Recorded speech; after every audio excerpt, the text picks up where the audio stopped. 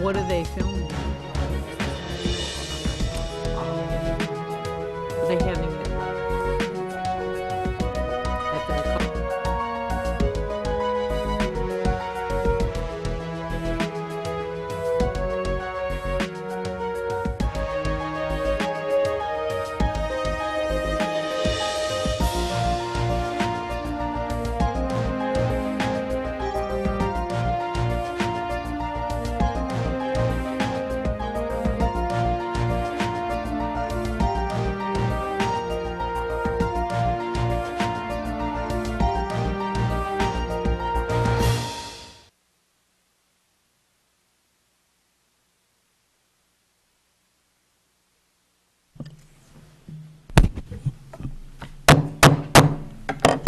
Good evening. I'd like to call the special meeting to order. Would everyone please rise for the prayer and the Pledge of Allegiance?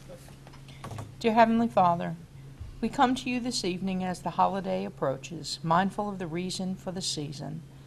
Be with us as we meet to discuss the forward movement of the school district and help us to make decisions that are in the best interests of our students and the community we serve. These things we ask in your name. Amen. Amen. Mr. Campbell, would you lead us in the pledge, please? I pledge allegiance to the flag of the United States of America and to the republic for which it stands, one nation, under God, indivisible, with liberty and justice for all.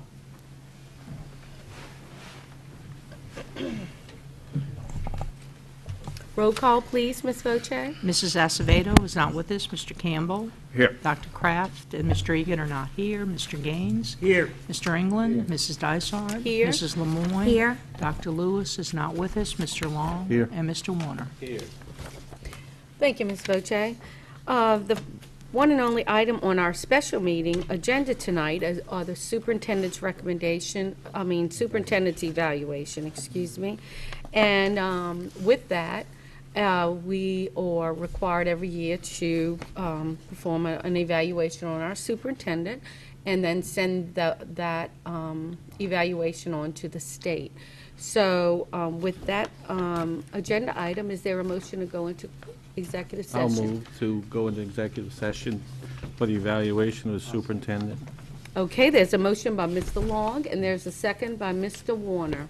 Any discussion on the motion? Please cast your votes. Motion passes 7-0. Thank you, Ms. Voce. We will now go into executive session. Thank you.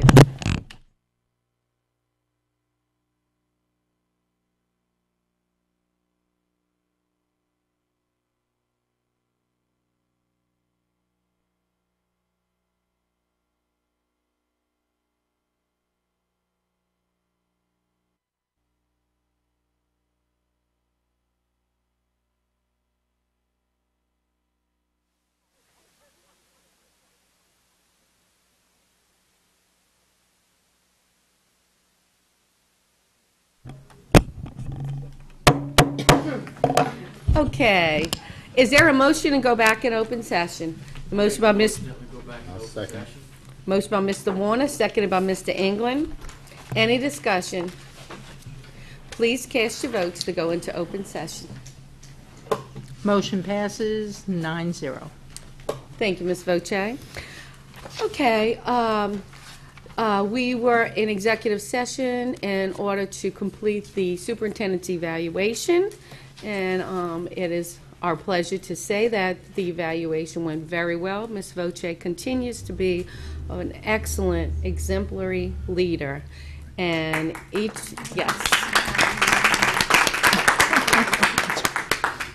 and the entire board wishes to publicly thank her,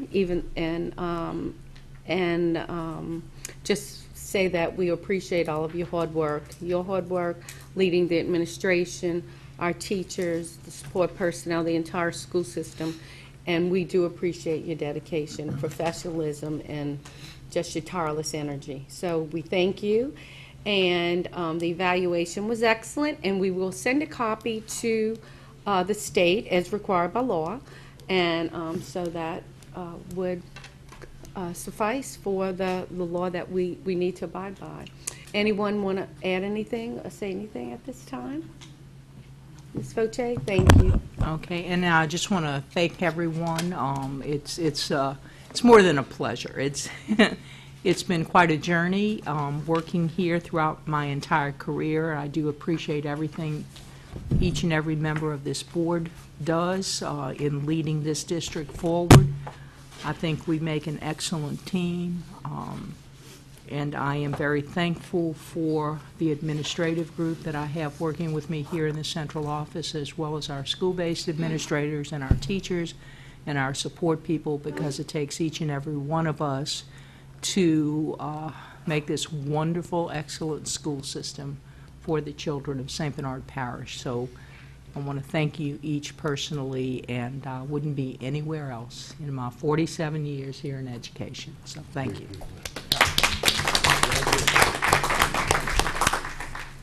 Thank you, Ms. Voce, and yes, we are very blessed to have you and all of the dedicated workers in our system. So thank you again, and with that, is there a motion to adjourn? Move, we adjourn. There's a motion by Mr. Campbell, second by Dr. Kraft. Any discussion? All in favor of the motion signify by saying aye. Aye. The special meeting is now adjourned. Now we will continue and move on to our committee meeting. So if everyone would please rise for the prayer and the Pledge of Allegiance. Dear Heavenly Father, we thank you for allowing us to gather together this evening. We thank you for each other and our abilities to work as one unit in the best interest of the children of St. Bernard Parish. Keep us mindful of the reasons for the season as we wind down the first semester, and be with our students as they prepare for their exams next week.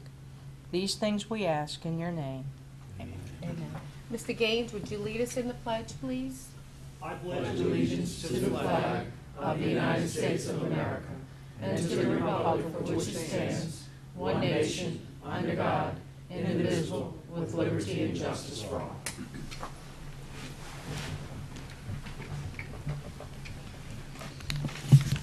Roll call, please.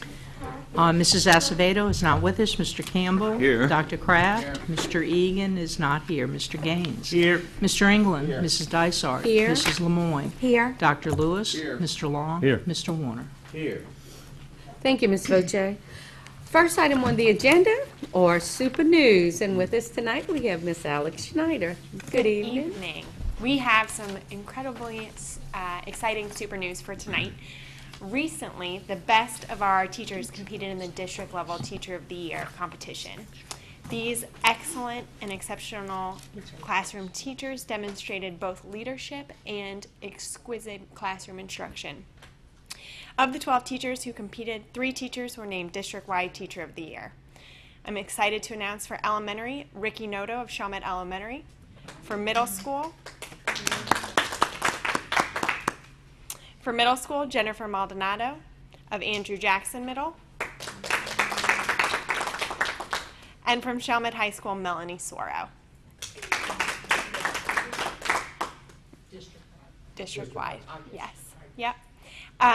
The judges had a very difficult decision to make that day, as all of our teachers were amazing. The other teachers of the year were Erica Svoboda of Araby Elementary, Raquel Wheat, Davies Elementary, Kayla Russell, Goche Elementary, Tiffany Eckerle, Lacoste Elementary, Dana Martin, Miro Elementary, Matthew Presti, Raleigh Alternative, Natasha Weibel, St. Bernard Middle, Kate Williams, Smith Elementary, and Shreen Dolly, Tris Middle School.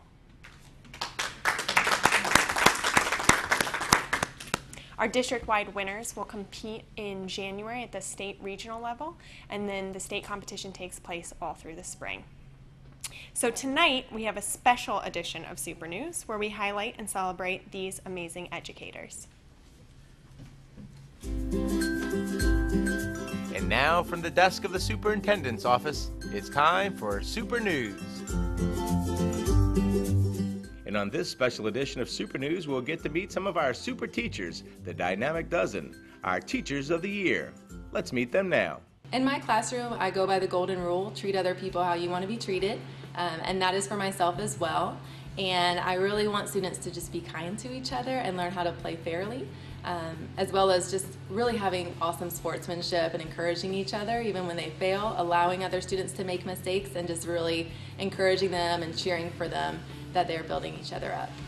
By the time that my fourth graders leave me, I hope that they have grown in many ways, academically, personally, and whatever goals that we find for them throughout the year, I hope that they have achieved those goals, or at least learned how to set goals and know how to be on the path to be successful. I'm hoping that I can accomplish, well, first of all, that they can read, write, and add, subtract, multiply, and divide. That's crucial for them to get a job in the real world. And I just want them to grow up into good people, good caring people who care about their community. I think that in school, you're kind of building that community within your classroom, and you're teaching your students how to be good citizens and how to get along with others. And I think that that's one of those things that once you teach it to them and they learn that, they take that outside of the school and into the community, and as they grow into adults, they take that with them. Well, good students in good public schools, they play an essential role in our communities. I feel like they're bridges in our communities. They help bind one another together, and especially in a school like the one I work in, where community relationship, community involvement is very important. It's very important to be in touch with your students and in touch with the people you work with, and sort of work hand in hand with them on every level. Teachers are important because everyone needs someone who shows them the way in life, and also to teach them content that you're going to need to know throughout your life. Teachers matter because these students are trusted in your care for 8 hours a day. You are their mom or their dad at school. So it is important that we're providing them emotional support, physical support, academic support, social support. So not only are you motivating them, you're cheering them on, you're, fixing their bobos, you're a doctor. So you're just supporting the whole child, making sure that the whole child is being taught. I think that all good teachers really get involved in their school with curriculum and really delving into the material and content and learning what's on the end of course testing and knowing how to teach their students the best way that they're going to actually understand the material. Teachers do work a lot and don't make a lot of money. I think it's one of the most rewarding jobs there is. That little hug in the morning, that smile, that aha moment, that I love you, Miss Sweet, is just the greatest thing. It feeds my ego. Maybe that's a little selfish, but it is one of the most rewarding jobs ever. I think the best part about teaching at St. Bernard Middle School in particular is that we're such a small school. Ms. Sieber talks about this a lot, but we really are like a family here, and literally a lot of our kids are related to each other. So we do have families that come into this school and that have been through this school in generations, and it is just a privilege and an honor to be able to teach a student and then have their sibling 2 years later, and then to be able to see their parent out and about in the community, and it's just a beautiful thing. Chalmette Elementary is a great place to teach because of the support from the administration. Liz is extremely supportive of everything that I do, and she tries any idea I bring to the table. Our district is very much the same way. Any question that I have, the administration is just to email away, and they're very, very quick with getting back to me. And if I don't know how to do something, they will professionally develop me to do it. The best part about teaching at Lacoste is just all of my colleagues. Anything that I would need, I could go to any one of my colleagues and they would be willing to help me. It's kind of like a family. Anything you need, they're there for you. St. Bernard is just a shining example of how a traditional public school system should work. We have input, teachers have input in the curriculum. We have support everywhere we look. There is never a time that I feel I'm in this alone. I always have people I can turn to. I always have people who are there to help me and who want to see me succeed and celebrate my success with my students. St. Bernard Parish is a great place for a young teacher because we have so many opportunities for professional development. We have opportunities for support within your classroom from all angles, and we also have a great set of students. It's not just one group of students that you're teaching. You're teaching everyone. Every child that walks through that door is now your baby, and you get to be the one who transforms that person into a better version of themselves. One of the things that sets apart St. Bernard Parish is the infrastructure of the school system. I mean, the leadership from the top to each individual school is so strong, and we have so much support as teachers.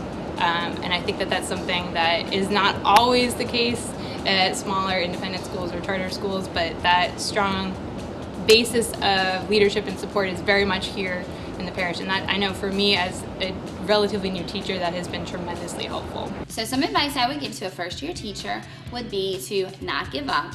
Make sure you surround yourself with great people who are willing to collaborate with you, and don't be afraid to ask for help. The reason I became a teacher ultimately was because of Miss Katie Warner. She was my 5th grade teacher at Lacoste Elementary, and she just had this life and vibrancy about her and just made you excited and wanted to come to school every day. And I think that she is the one who really made me decide to be a teacher in the first place. My 2nd grade teacher was the one who inspired me to be a teacher. I always thought that I wanted to teach 2nd grade, and when I went to UNO, I was offered an opportunity to have a special ed add-on, and I went ahead and went for it, and it was the best decision I ever made. Andre Bonifons has always been there and always supported me in my decision making, and she's had one of the most direct influences on my decision to be a teacher. 2 big influences on my teaching career were Kim Durwa and Marlene Mayfield. They really helped me my first year of teaching to put my mind at ease, and they really shaped me into the teacher that I am today. I absolutely love special education. I just think it's the most wonderful thing in the world, and especially in St. Bernard Parish, I love the community involvement. We get involved in Special Olympics now at Shelmet High School.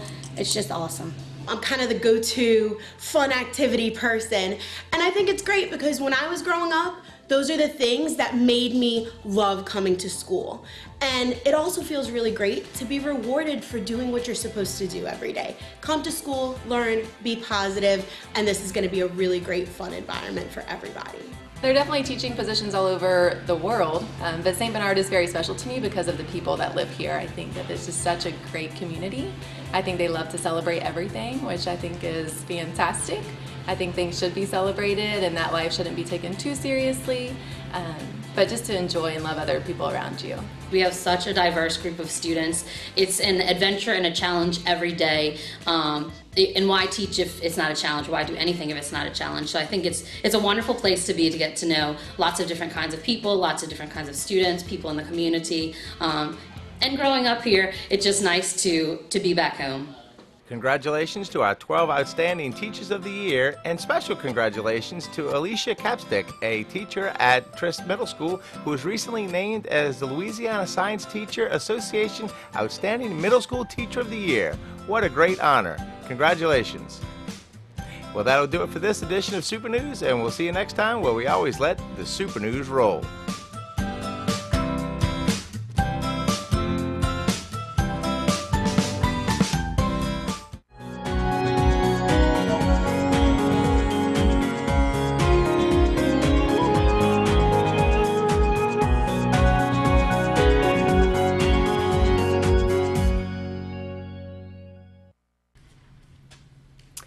Meeting these 12 teachers, and Mr. England had the opportunity to meet them with me, was such an honor.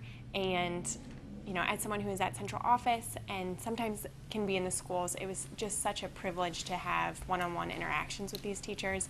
Their energy was contagious, and you know, when we see our test scores and we see how strong our school district is, it's really because of people like this. So I'm glad we got a little chance to celebrate them tonight. So thank you. Thank you. Thank you, Ms. Schneider, and congratulations on behalf of the entire board. We want to congratulate each and every one of the Teachers of the Year, and also to thank them for their very, very hard, their all their hard work with our students, and also we want to wish our district Teachers of the Year much luck and success when they go to state. So we thank you again, and we congratulate each and every one of our Teachers of the Year. Thank you. Okay, and also part of the Super News, we have a very big privilege to have Mr. Charles Kassar. I think that's who that is, under that hat, to share some other news with us. Well, good evening, everybody. It is a pleasure to be here with you in historic dress as we prepare to and reach toward one of the most amazing opportunities for our school district is to celebrate the tricentennial, realizing that our area has been part of the founding of this country. The opportunity to help young people in our school district realize that we were an old place when the Battle of New Orleans took place, that we're part of that Lexington and Concord and Philadelphia story that builds America. And I think in that can be great pride for all of our students.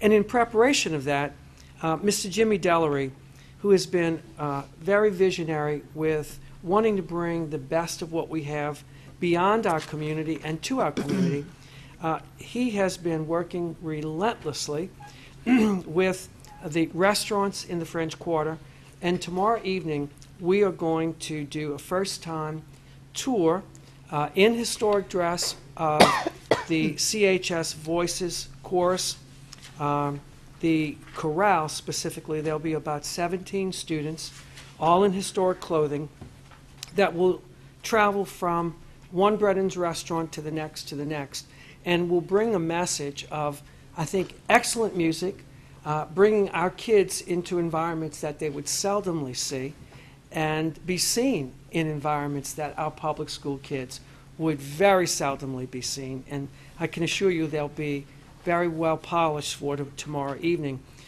The evening's going to begin at 5:30 at the Bourbon House Restaurant, and then we'll proceed to the Palace Cafe, and then to Tableau's, and then from Tableau to their balcony overlooking the Jackson Square, where they'll be photographed. And then they're going to go to Dickie Brennan's Steakhouse, and then the very last stop, which will be at Antoine's Restaurant. They're planning to get there about 8 o'clock. And Mr. Dellery has extended an invitation to you folks that if you'd like to join, there's plans for dessert to be there, that it's going to be available on an individual pay basis, and but it'll be a fun opportunity to see our kids. And for those of you that are able to make it, I think you'll be very delighted in what you'll see and hear. And I think our kids are just going to have an amazing time. It's we're expecting it to be, I think, the first of maybe several events that we do sort of like this.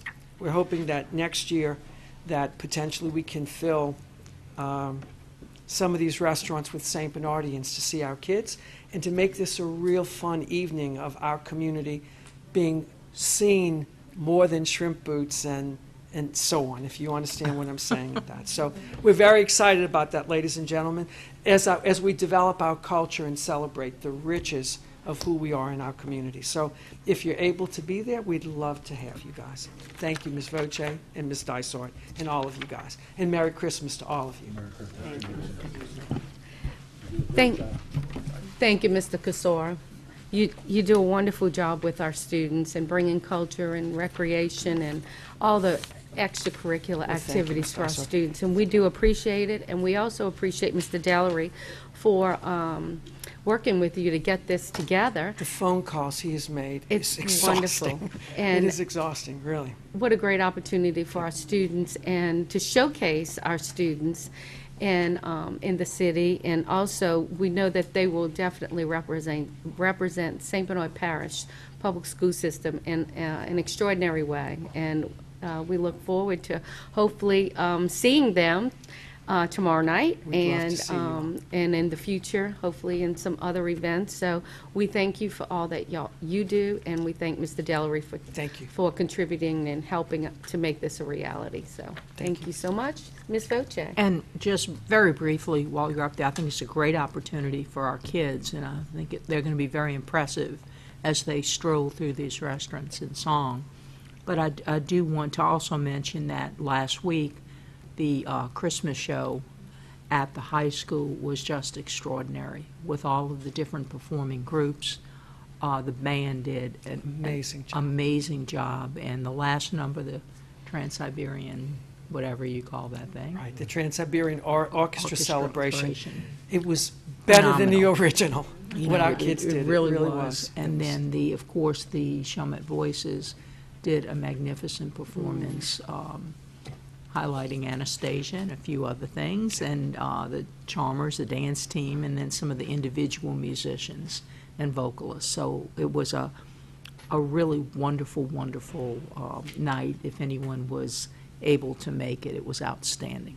Thank you, Ms. Rocha. And it was an opportunity to reach out to our audience members as well, to help them understand that every one of those, and I shared this at the event, that every one of those children or young people on stage were a second grader at some time.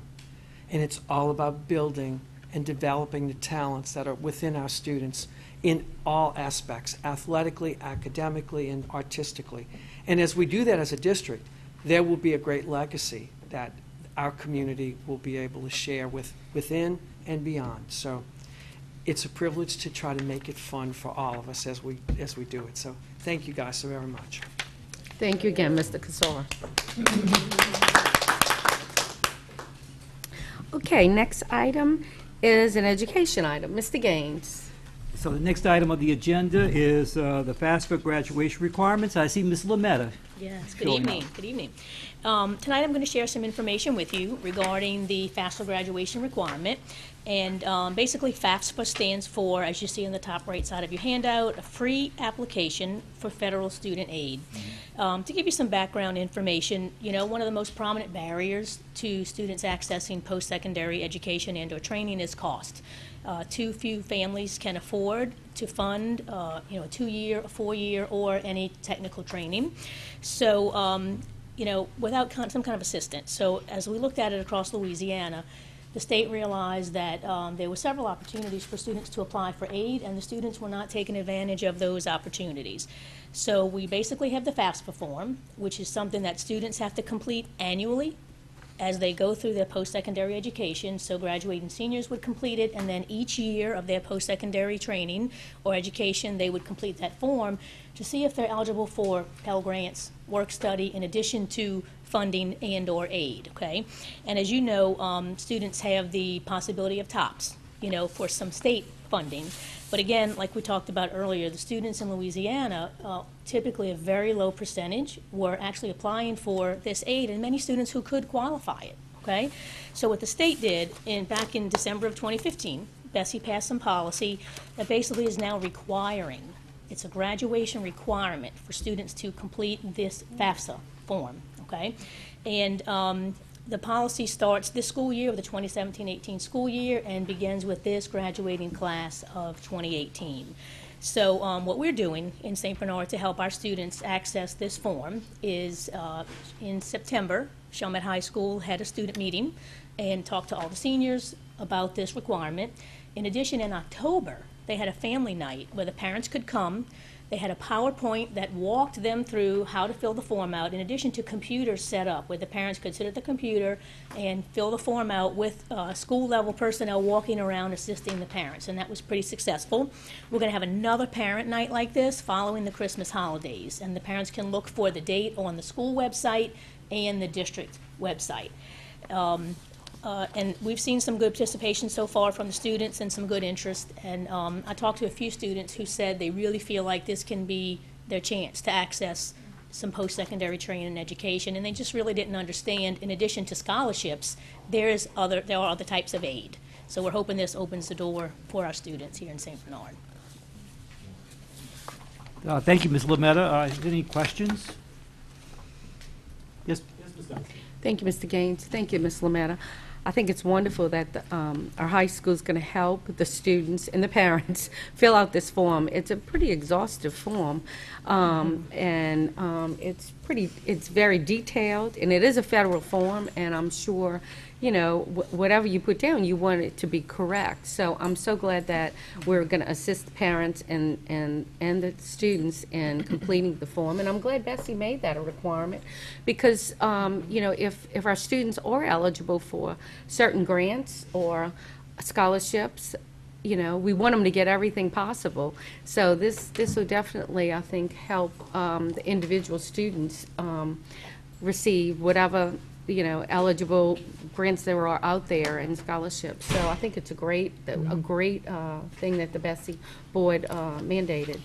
Okay, thank you. Right, and let me just add, what has made it a little bit easier, many years ago, or several years ago, what parents had to do was put information based on their income tax return. And as we all know, the deadline for filing your income tax is April 15th of each year. So it used to be this rat race. Okay, we gotta get the form filled out, graduation is coming, let's hurry up and do it. So the federal guidelines were changed in that in order to fill out the form, you can use the prior year's income tax forms. So that way, parents can begin filling them out at the beginning of the school year, as we are doing now, and do not have to wait until the end. And that's giving us much, much more time, and parents more time to get their information together and for us to be able to assist and help. And last year, with the encouragement of trying to get it done, we were one of the, what were we, third in the state or something, with the completion rate of the FAFSA form before it was actually required. So we had begun the process and gotten many of our students to fill out those forms last year, even though it was not a mandate. But this year, every student must do this as a requirement of graduation, or their parents must sign off that they do not wish to do it. I mean, they can receive a waiver if the family does not wish to file it. But we would have to have either one of those on file with us. But it's a wonderful, you know, it is wonderful assistance because, as everyone has said, there are many families and students who didn't realize that they were possibly eligible for other types of financial assistance. Thank you, Ms. Fauché. I was going to add that as a parent, I had two girls that wanted to go to college after their graduation, and FAFSA was a big deal for us. And I remember those days, Ms. Fauché, which we had to wait for that April 15th deadline, and we filled it out. That was 2003, and I was filling those out. But God, I could not have put two girls through college without the FAFSA and without their scholarship. So it is a big help. Any other questions? I have one more. Okay. Ms. Lemoyne. I just want thank you for your presentation, but I also want to just thank the faculty, the staff, the administrators who worked at these events, the September, October, and the upcoming spring event, to work with the parents and the students one-on-one to help them understand how to do this process. So thank you for that, going above and beyond. Anybody else? I just had a question. What's the deadline for the application to be completed? For graduating seniors who are graduating in January, January 1st, and for the May graduates, we have to complete it by May 1st. Okay. Thank you. Any other questions? Okay, thank you, Ms. Lametta.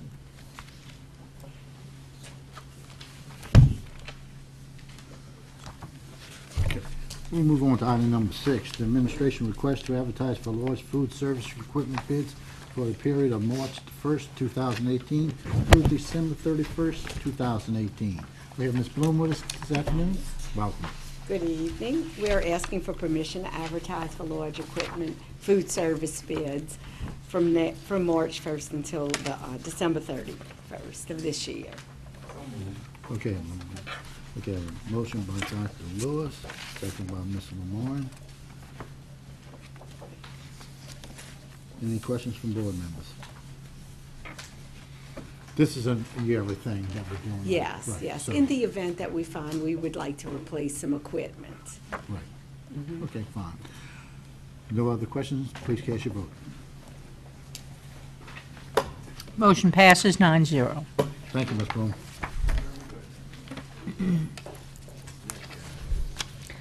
Okay, next item are personnel changes. Good evening, Mr. Granberry. Good evening, good evening. Still busy. Oh, yeah. We gain them, we lose them. Just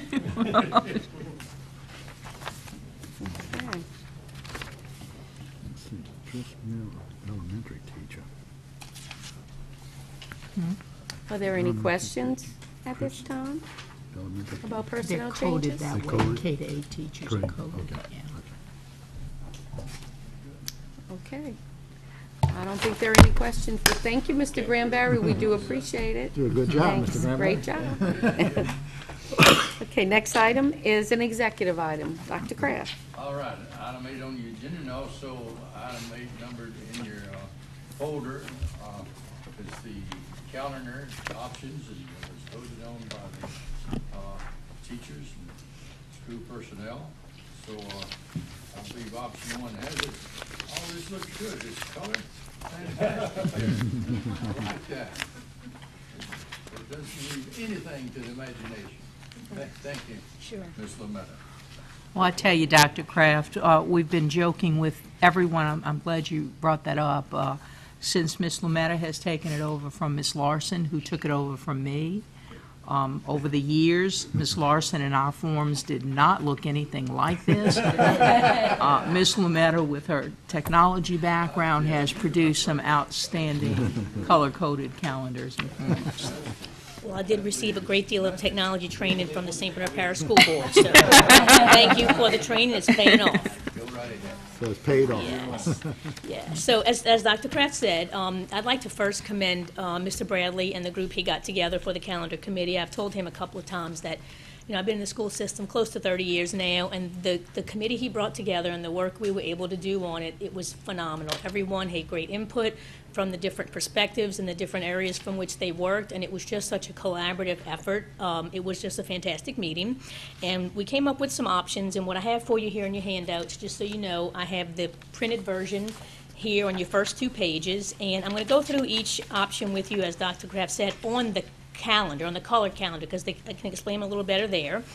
But before I get there, all 3 options have, the committee really felt like report card conference night for teachers who have students who attend other schools and for parents who have students at multiple grade levels. The committee really felt like, as you'll see on page 2 of your handout, that report card conference day would best be spread across 3 days. So they really wanted to do a day for elementary school, a separate day for middle, and a separate day for high to afford the parents a better chance to get to each school and really get to talk to the teachers. And we've had such great parent turnout at our conference nights. We really wanted more parents to have the chance to talk to the teachers. So that option goes across the board, you know, on all 3 options. And what I'll do now is your 3rd page shows you, basically, like Dr. Kraft said, the layout of the votes. And if you would look at the color calendar, option 1, all 3 options have similar features, meaning the teacher professional development days are August 2nd and 3rd and August 6th and 7th, with students coming to school on August 8th. Okay? All options end with Records Day on May 24th, with the students finishing on May 23rd, so that we're off on Memorial Day. Teachers are off on Memorial Day. Okay? As we progress through, we all have the same, you know, Labor Day holiday. Each option, if you look at November, on the color calendar, each option does have November 1st as a holiday, the day following, November 1st, yes, the day following Halloween. All 3 options have a teacher PD day on November 6th because of midterm elections. All 3 options have Thanksgiving. As you see on the first option, all 3 have the week of Thanksgiving off. And where the difference comes in is Christmas holiday and Easter holiday. So if you look at here on option 1, in the green you'll see the 20th and the 21st would be high school exams. And then on option 1, you know, we have that Saturday and Sunday, December 22nd and December 23rd, and that Monday, the 24th, would be that full week. And then we'd have the 31st, which is the Monday, and you can move up to January. Option 1 then has that full week following, New Year's. Where the days come off is now, if you look at Easter holidays in April, Mardi Gras is the same. All 3 has the week for Mardi Gras. And if you look at April, you'll see Easter holiday starts Wednesday the 17th, Wednesday, Thursday, Friday, and continues on to Monday the 22nd, with Easter being the 21st. Now, I would point out here, we do not have the state testing calendar yet. That will come out in January. What we did, we looked at this year's calendar. And where it matters, you know, we're going to online testing, of course, in 5th through high school, so there's a whole window for testing. But 3rd and 4th grade will still do paper-based testing, okay? They will have a week of testing. And this school year, if you look at the April calendar, this school year, their paper-based testing started April 29th. So if we did the holiday the full week after Easter, students would come back the Monday of state testing. And you just hate for students to come back after all that holiday, 3rd and 4th graders, and take paper-based testing. So for that reason, that's why we have the Easter holidays the way they are. Now, if the state calendar comes out in January and the holidays are different from what, and testing is different from what it was last year, we can look at it a different way. But right now, we're going on how the state testing was this past school year, okay? So if you take a look at option 2 is just like option 1, every place else except Christmas and Easter. So for option 2, if you look at December, you'll see here we also have the high school exams, the 20th and the 21st. We have that full week of holiday there, but if you notice, we do not go to the 4th. The holidays would end on the 2nd if you go to January. It ends on January 2nd. But then if you look at Easter, the 2 days, that Thursday and Friday were not off for Christmas, is brought in on the 15th and 16th if you look at the month of April. So when you look at January, and we come back 2 days sooner in January, if you look at April, the April Easter holidays would have that full week in 1 day. So that's the difference of the 2 days. Everything else is the same. And then option 3, the difference with option 3, instead of exams being the 20th and the 21st in December, exams for high school would be the 18th and 19th, and the Christmas holiday would start 2 days sooner. It would start the 20th and the 21st, and if you look up through January, it ends on the 2nd. We would come back on the 3rd. So then there, if you look at Easter, Easter starts on Wednesday just like it did on option 1. So it's the difference of those 2 days, whether it's longer, whether you start Christmas holidays later, sooner, and if you want the full week of Easter or not. Those are the differences basically in the 3.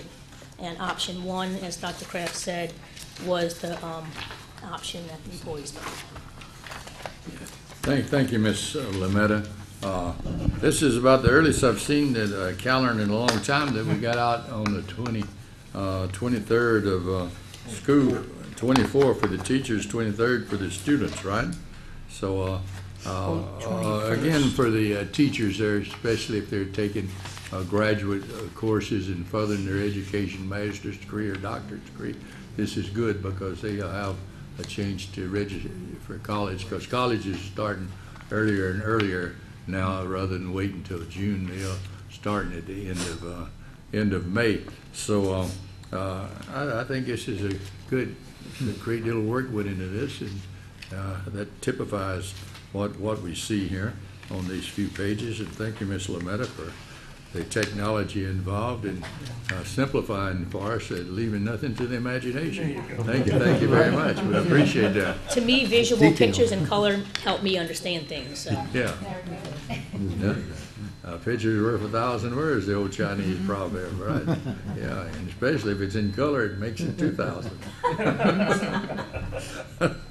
All right, any questions by the board members? Hearing none, we need a vote on this to accept the calendar. Motion, Mr. Gaines?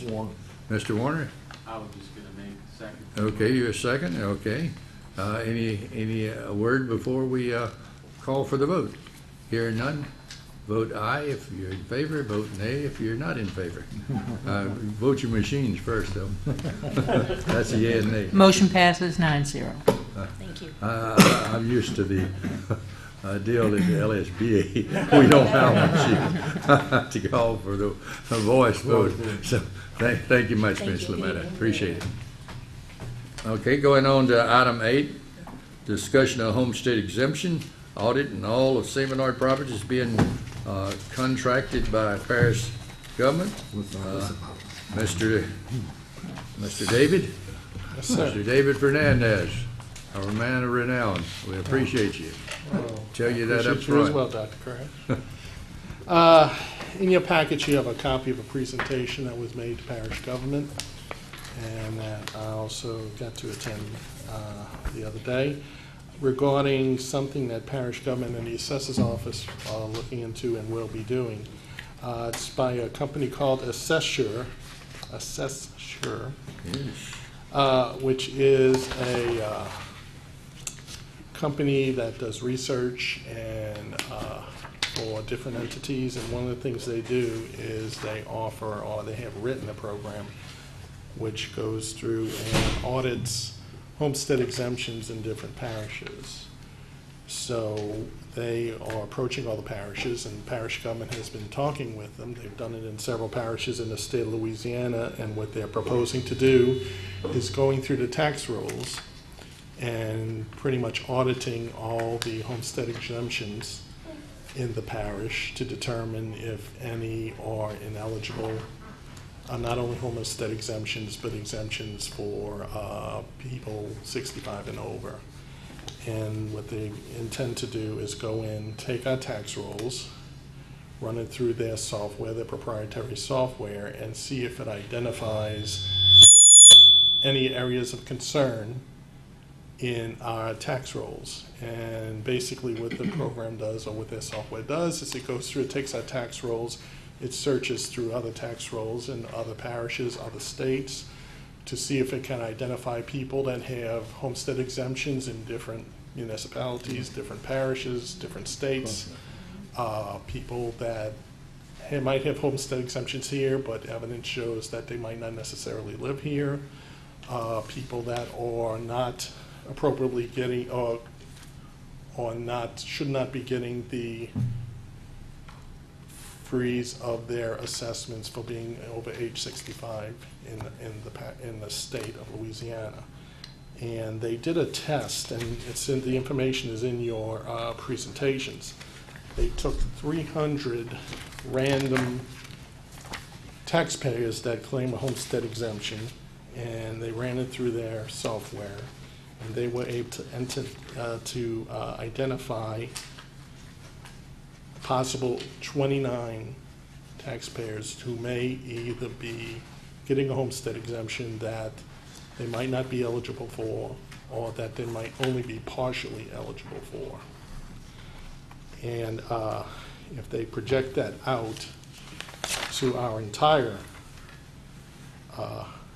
number of homestead exemptions, which is over 9,000 for the parish, they think there's a potential of over 900 estimated violations that the assessor could take action on.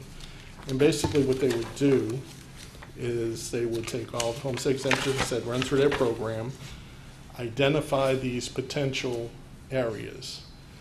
They would, the software would rank the homestead exemptions to some where there's a remote chance that they're in violation, to those which have a stronger chance of being in violation.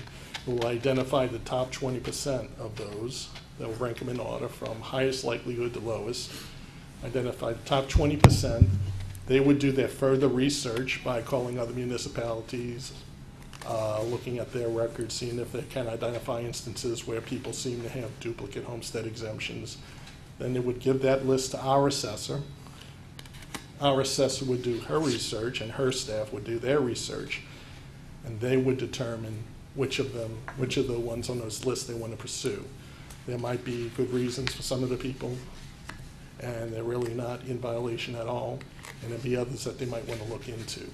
So basically, that's what this company will be contracted to do. They are proposing to do that to parish government, and they are estimating that if the estimates are correct, we could generate as much as $600,000 in additional tax revenue for the parish. Now, parish-wide, we assess 143.5 mills, of which the school system has 41.22 mills. So a good portion of any extra income from that would accrue to the school system as well. So the parish is negotiating with this company to go through and do it. The reason we're presenting it to you, and they asked that we present it to you, is because there is a cost in the first year for this company. Naturally, they're going to do the work. They're going to expect to be compensated. For an average homestead exemption in our parish, for a $75,000 home would generate taxes of about $1,000. Their proposal is to, for every violation that they find, that we successfully recoup monies on, that they would get $350 for each one of those, a flat fee. So we would get $1,000 parish-wide, they would get $350 in the first year alone. But going forward, we would continue to give this $600,000 a year parish-wide at no cost, no further cost. So it'd be the first year, the 35.5% commission for them. Yes, sir. And we get the remainder, right? We get the remainder, and they only collect if we're successful in getting the money from the Yeah. taxpayer. In other words, So the when key thing is recouping your money. Yes, sir. Now, I understand this, Mr. Fernandez, that it's illegal to claim homestead exemption in more than one spot, even if it's out of state. Is that correct? That is correct, sir. Yeah. And it's definitely illegal within Louisiana to claim more than one.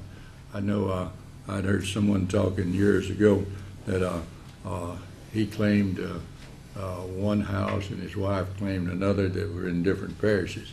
I don't think that would hold up under the statutes of Louisiana, do you? Yes, sir, probably not.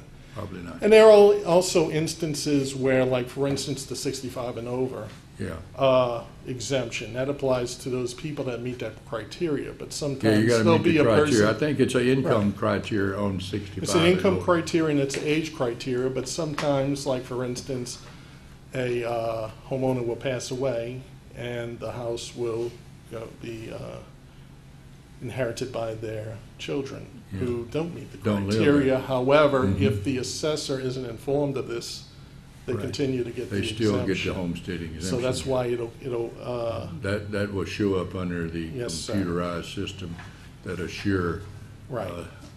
assess, assure, whatever it is. Assess, sure. And there are also instances where, for instance, a group of children may inherit a home from their parent, and they share the ownership of the home between several children, but only one of them lives in the home. So really, technically, that's the only child that is eligible for the homestead exemption for the value of their stake in the property.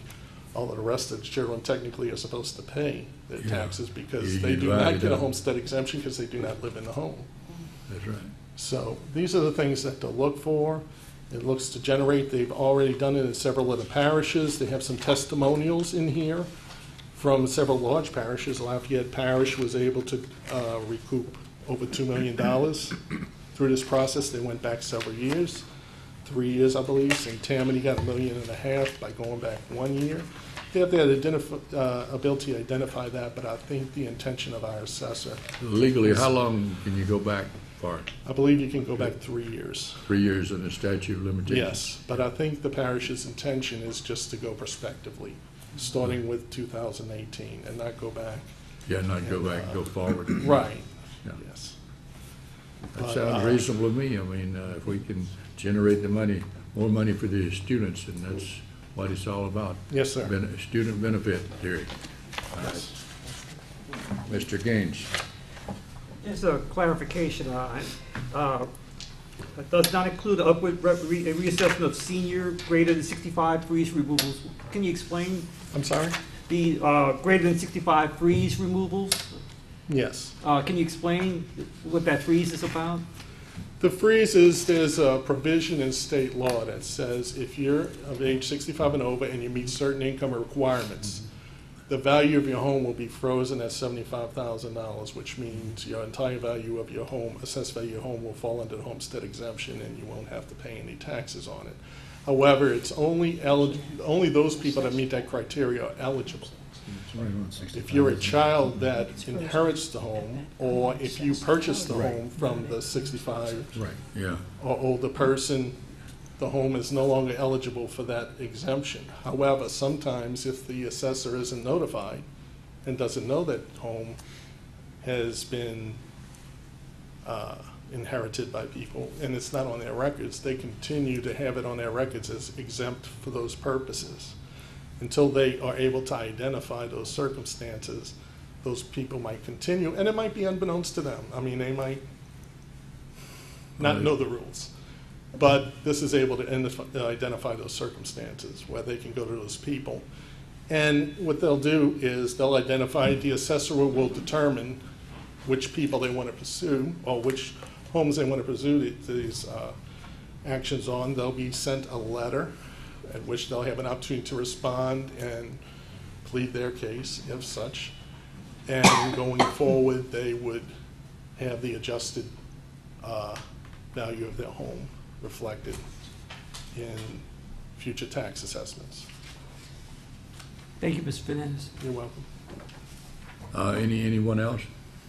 Yeah, let me ask you this, Mr. Fernandez. Yes, sir. That $350 per $1,000 of money recouped, that's split between the parish and the Yes, sir. school system. And the fee, the words, monies and the fees will be distributed on a pro rata basis based on our millages in relation to the O. Our millages represent 29% of the total millages for the Our parish. So millage we is would get 29% of the avails, and we would share 29% 9% of the fee. $350. Yes, sir. Okay, yeah.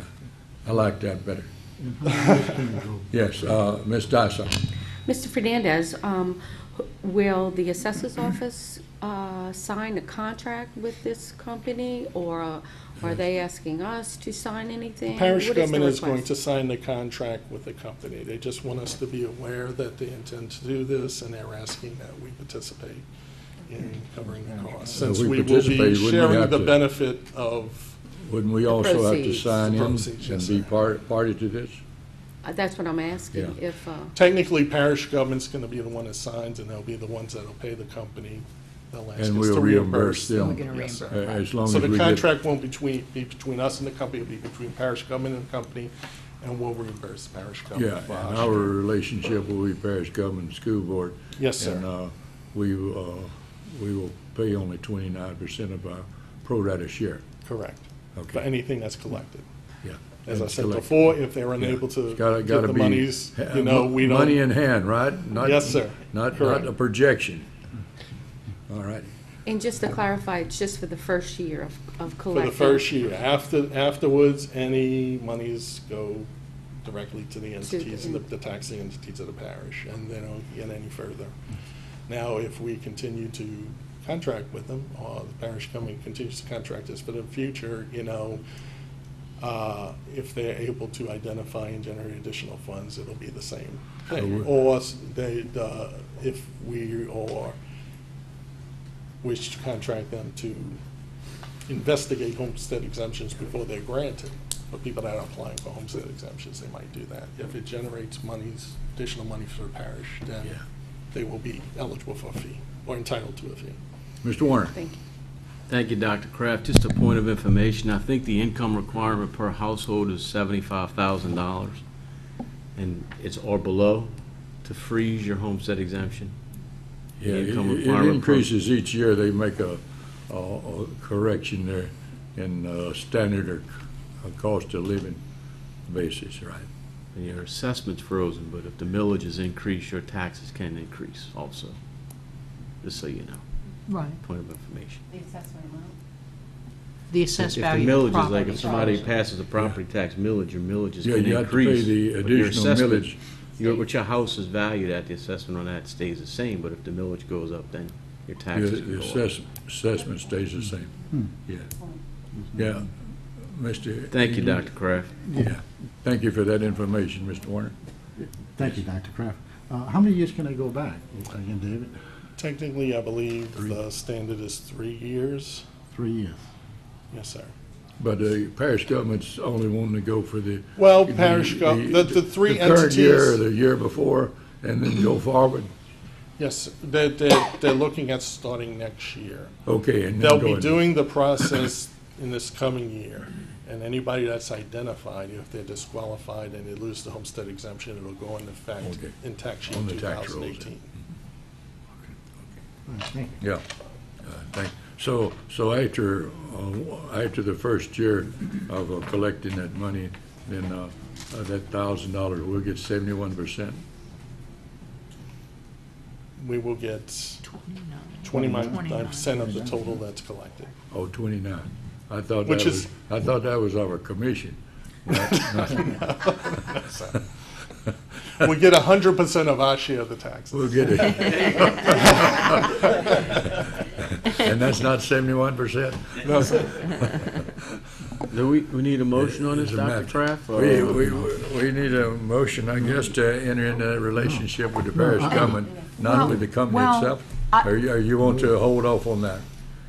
I Take think that under that at some advisement. point we would need a motion. We're not entering into an agreement with the company. No, But no. you would be then Relationship with the approving parish. the budget item to send the money to parish, our share of the money to parish government. Right. For That- this. To expend those funds as And as they provide the justification for us spending that money, that it's And- money in hand that they have available and they're going to share with us, and then we pay our commission out. Because I It's think just- the way they explained it to Mr. Fernandez was they are going to pay the commission, In and we are toto. going to reimburse parish government for our share, which is 29% of that commission. And at what point do we get our share?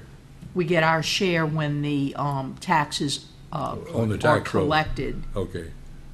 in the normal process Yeah. when people pay their property Okay. taxes. But We'll this- get our share of it But this then. company won't, And they won't get their money until after that money is collected. Well, basically, what'll happen is it's going to be like 3 entities in the parish that are going to participate. Parish government will have the contract, which means they'll be responsible to pay the company. The assessor will work on the end of adjusting everyone's assessments, taking away homestead exemptions for those that are ineligible, if necessary. and so they'll The get a tax sheriff- bill for the full amount. Correct. Now, in 2018, the sheriff is the tax collector for the parish. They will collect the monies, and for those taxpayers that are subject to this Okay, and- disqualification, they will collect the information of who paid and how much they paid. And that- And based on that information, the people that actually paid, they'll be able to determine how much is due to the company. And then the parish will pay the bill once it's determined what the total amount is, and then we'll all pay our pro That seems rata fair share. enough to me. Yeah, yeah. So do we need something to, that would be a next year's budget, so we Yes, it won't have won't, to- it won't affect this year's Who- budget, somebody it'll next affect the 2018, 2019. Okay, so we can wait and put that in the budget Yes, sir. if it comes to pass. Correct. Okay, thank you, Mr. Fernandez. Thank you. Okay. Next Moving- item is moving the agenda. superintendent's recommendation. Okay, as you can see, and we talked at the last meeting, we thanked the people of the community for passing the renewal of our millages, our operational millages. And at this regular meeting, we will have to canvass the returns. And we will get those documents together in consultation with our bond attorney, Foley and Udell, bring the documents to the board at the regular meeting for their approval, for us to canvass the returns and pass the appropriate resolutions. Thank you, Ms. Voce. And our regular meeting will take place on the 19th, 1 week from tonight, 1 week from correct? tonight, yes, We don't ma'am. have the 2-week span. So, okay. 1 week from tonight, right? 1 week from tonight. Yes, sir. Next Tuesday. Okay, is that it, Ms. Voce? Yes, ma'am, it sure is. Okay. There's a motion by Dr. Kraft. Is there a second? Second by Mr. Campbell to adjourn. All in favor of the motion signify by saying aye. Aye. The meeting's now adjourned. Thank you and good night. They don't have any There's exemptions, I know, but they got exemptions.